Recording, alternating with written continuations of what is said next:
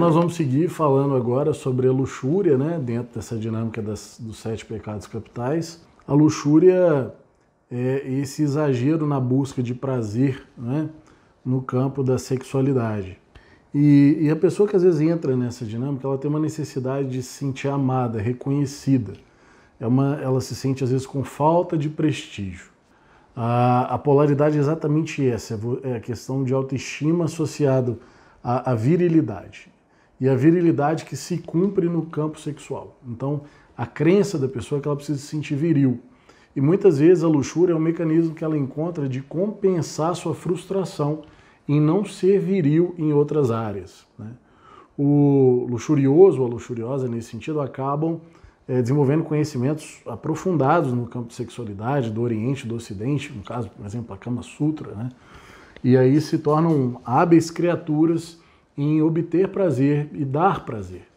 E às vezes ficam entrando em relações complicadas, no sentido, como elas têm essa necessidade do prestígio, do reconhecimento, que se expressa no campo fálico, muitas vezes elas ficam em relações em que elas são dependentes, no fundo, dos outros, apesar de serem elas que dão prazer para essas pessoas, porque elas fazem de tudo para que aquelas pessoas fiquem com elas, né?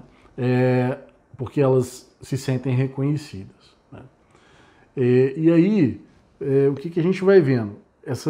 As atitudes vão se manifestando e as habilidades no campo sexual, mas elas acabam se tornando atrofiadas em outras habilidades. Então, o luxurioso, um exemplo muito claro do filho pródigo, né? O luxurioso é aquele que dissipa.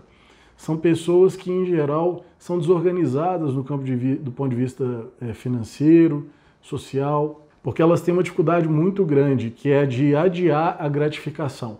Elas têm dificuldade em estabelecer metas de longo prazo. No caso da psiquiatria, pode até estar associado a algum transtorno, por exemplo, de déficit de atenção, hiperatividade, que tratado desse aspecto a pessoa ajuda a se organizar. Não é raro que casos de déficit de atenção e hiperatividade acabam indo para o campo das drogas, porque no fundo o circuito do prazer no cérebro, que é ativado pelo sexo e pelas drogas, é o mesmo, né? Então os caminhos de descompensação da luxúria hoje, no mundo atual, acabam tendo outras expressões além da sexualidade, que são os vícios na internet, jogos, né? E nesses caminhos virtuais, a própria pornografia, mas que sempre ativam o mesmo circuito do prazer. E fica essa atitude de uma certa dependência do outro, da necessidade de reconhecimento.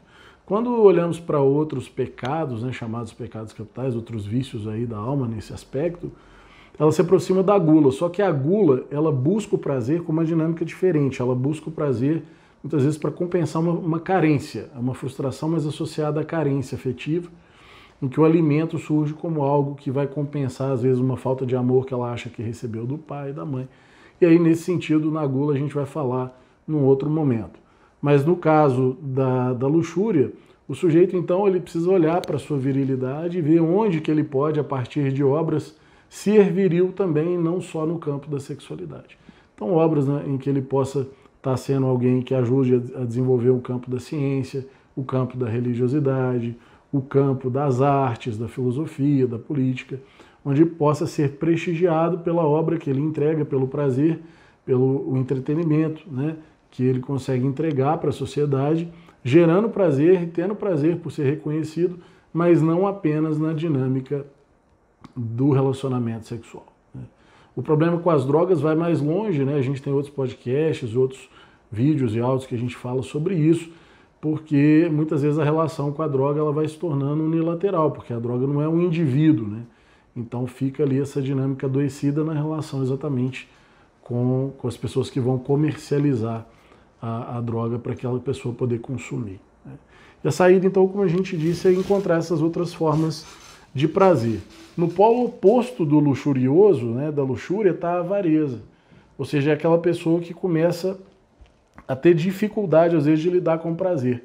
O prazer dela não está em gastar, o prazer dela está em guardar. E, às vezes, movida pelo medo, né? Então, o luxurioso, desse ponto, ele fica meio no contraponto com o avarento, porque o avarento ele tem dificuldade, às vezes, de desfrutar o prazer da vida. E ele, às vezes, convive com o luxurioso nesse sentido, né? Um luxurioso acaba atraindo um avarento, porque o avarento, de alguma forma, tem a necessidade de ter um pouco mais de prazer na vida, né? e o avarento acaba atraindo também o luxurioso por o contrário, o luxurioso acaba atraindo o avarento porque o avarento tem algo a trazer de bom na sua desmedida, ele traz algo de equilíbrio para o luxurioso, no sentido de ser mais prudente, de poder, por exemplo, economizar mais dinheiro, etc., e não sair dissipando a vida aí, por aí a troco de prazeres mais imediatos, né? Bom, é isso. Fica essa reflexão para você. Se você acha que isso pode beneficiar alguém, curte, compartilha onde você estiver vendo ou ouvindo esse conteúdo. E nós vamos seguindo aqui no nosso estudo sobre a alma humana, sua sombra e sua luz, nos nossos conteúdos aqui do Instituto Quanta. Prazer em falar com você, lembrando que pessoas imperfeitas podem fazer coisas extraordinárias. Eu te vejo no nosso próximo episódio. Até lá.